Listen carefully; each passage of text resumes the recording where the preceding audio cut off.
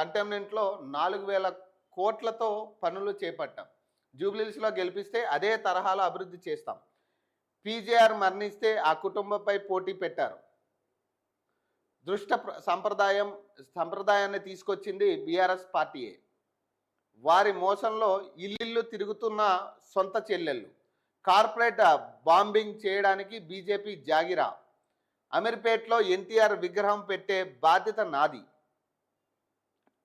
అజర్ ఓడిన మాట ప్రకారం మంత్రిని చేశా. జూబ్లీహిల్స్లో రోడ్ షోలో సీఎం రేవంత్ రెడ్డి. అజారుద్దీన్కి మంత్రి పదవి ఇవ్వడానికి జూబ్లీహిల్స్కి ఎటువంటి సంబంధం లేదని చెప్తూనే ఈరోజు దాన్నే ఒక అస్త్రంగా వాడుకుంటా ఉంది కాంగ్రెస్ పార్టీ. నిన్న అజారుద్దీన్కి మైనారిటీ సంక్షేమ శాఖ మంత్రిగా ఆయన ప్రమాణ స్వీకారం చేయడం జరిగింది. సో చాలామంది ఏం చెప్పారంటే అటు ప్రతిపక్షాలు కావచ్చు, చాలామంది పార్టీలు నాయకులు కూడా చెప్పేది ఏంటంటే అజారుద్దీన్కి కేవలం ఎన్నికల ఓట్ల కోసమే మంత్రి పదవి ఇస్తున్నారనే ప్రచారం జరుగుతూ ఉంది. ఈ క్రమంలో అధికార పార్టీ నాయకులు ఏం చెప్తా ఉన్నారు, అసలు దానికి దీనికి సంబంధం లేదు,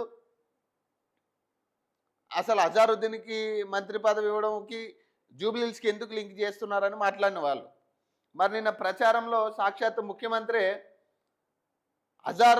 అజార్కు ఓడినా కానీ మంత్రి పదవిని చేపట్టానని చెప్పి అదే లైన్ని తీసుకునే ప్రయత్నం చేస్తూ ఉన్నారు. సో దాన్నే ప్రచారంలో ఒక అస్త్రంగా వాడుతూ ఉన్నారు కాంగ్రెస్ పార్టీ వాళ్ళు. ఎన్నికల్లో చూడాల్సింది సెంటిమెంట్ను కాదని అభివృద్ధిని గెలిపించాలని సీఎం రేవంత్ రెడ్డి జూబ్లీహిల్స్ ఓటర్లకు పిలుపునిచ్చారు. మాగంటి గోపీనాథ్ కుటుంబంపై తనకు సానుభూతి ఉందని, అయితే 3 సార్లు గెలిస్తే జరగని అభివృద్ధి 4వసారి గెలిస్తే జరుగుతుందా అని ప్రశ్నించారు. కాంగ్రెస్ను గెలిపిస్తే అభివృద్ధి అంటే ఏంటో చూపిస్తామన్నారు. జూబ్లీహిల్స్ ఉప ఎన్నిక ప్రచారంలో భాగంగా కాంగ్రెస్ అభ్యర్థి నవీన్ యాదవ్తో కలిసి సీఎం రేవంత్ రెడ్డి శుక్రవారం రాత్రి రోడ్ షో నిర్వహించారు. వెంగళరావు నగర్, సోమాజిగూడ, జోహర్ నగర్ కార్నర్ మీటింగ్లో మాట్లాడారు. బీఆర్ఎస్ వాళ్ళు సెంటిమెంట్ను చూపించి గెలిపించాలంటున్నారని, కానీ 2007లో పీజేఆర్ మరణించినప్పుడు ఆయన కుటుంబంలోని వ్యక్తిని ఏకగ్రీవం చేద్దామంటే జాన్తానయ్ అంటూ అభ్యర్థిని నిలబెట్టా లేదా అనే ప్రశ్నించారు. నాడు చంద్రబాబు నాయుడు బీజేపీ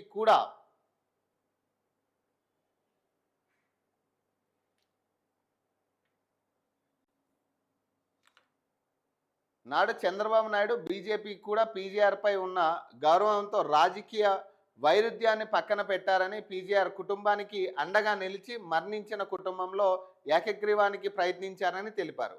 అప్పటి ఉమ్మడి రాష్ట్రంలో ఉన్న ఈ మంచి సాంప్రదాయాన్ని తుంగలో తొక్కి దుష్ట సాంప్రదాయాన్ని తీసుకొచ్చింది బీఆర్ఎస్ పార్టీ నాయకులు కాదా అని నిలదీశారు. పీజేఆర్ కుటుంబానికి వ్యతిరేకంగా ఎన్నికల్లో అభ్యర్థిని నిలబెట్టిన బీఆర్ఎస్ నేడు సానుభూతి ఓట్లను అడుగుతోందని మండిపడ్డారు. సో ఇక్కడ విషయం ఏంటంటే మూడు సార్లు గెలిచిన ఎమ్మెల్యే అప్పుడు అభివృద్ధి ఏం చేశాడు, సో ఇప్పుడు 4వసారి గెలిస్తే ఏం అభివృద్ధి జరుగుతుంది, కాంగ్రెస్ పార్టీ వస్తే అభివృద్ధి అంటే ఏంటో చూపిస్తానని ముఖ్యమంత్రి చెప్తా ఉన్నారు. 20 నెలల్లో దాదాపు 2 సంవత్సరాల్లో మన అభివృద్ధి ఎలా ఉంటుంది, మన పథకాలు స్కీములు ఎట్లుంటాయి, మనం ప్రామిస్ ఇస్తే దాన్ని ఎంత బాగా అమలు చేస్తామనేది ప్రజలు బాగా గమనించారు, చాలా బాగా గమనించారు కాంగ్రెస్ పార్టీని ప్రధానంగా. ఇప్పుడు గత ప్రభుత్వం ఏం చేసింది, ఏం చేయలేదని చెప్పడానికి ఈరోజు నిన్ను గెలిపించలే. పోనీ నువ్వు గెలిచిన తర్వాత మొదటి 3 నెలల్లో 6 నెలల్లో ఉంటుంది అది, గత ప్రభుత్వం ఈ తప్పిదాలు జరిగాయి సో ఇక నుంచి ఇవి ఉండవు అనేది. 2 సంవత్సరాల తర్వాత కూడా అదే తరహాలో గత ప్రభుత్వం ఏం చేయలేదు అనే నానుడే కంటిన్యూ చేసి దాన్నే ప్రచారాస్త్రంగా మనం వాడుకోవాలని చూస్తే మాత్రం ఖచ్చితంగా ప్రజలు తిప్పికొట్టే ప్రయత్నం చేస్తారు. ఇప్పుడు బీఆర్ఎస్ పార్టీని ఎందుకు ఓడించారు, అక్కడ కావాల్సిన పథకాలు కావచ్చు, జరిగిన అభివృద్ధి ఏమి లేదు అనే కొత్త పార్టీ వస్తే మాకేదో కొత్తగా అభివృద్ధి తీసుకొస్తారు, ఒకసారి ఈ పార్టీకి ఛాన్స్ ఇద్దామని కాంగ్రెస్ పార్టీకి ఛాన్స్ ఇచ్చారు. అప్పుడు ఇలాంటి హామీలే మనం ఇచ్చాం. అప్పుడు కూడా నన్ను గెలిపిస్తే అభివృద్ధి అంటే ఏంటో చూపిస్తా, అమ్మలక్కలకి 2500 వేస్తాం. ఈ రకమైన హామీలు మనం ఇచ్చింది. కొత్త పథకాలు, ఉచిత పథకాలు. అసలు బీఆర్ఎస్ ఏనాడు ప్రజల పక్షాన ఆలోచించలేదు. నేను వస్తేనే ప్రజలకి న్యాయం జరుగుతుంది, మహిళల్ని కోటీశ్వరాలను చేస్తా, ఈ రకమైన హామీలు గతంలో ఇచ్చాం.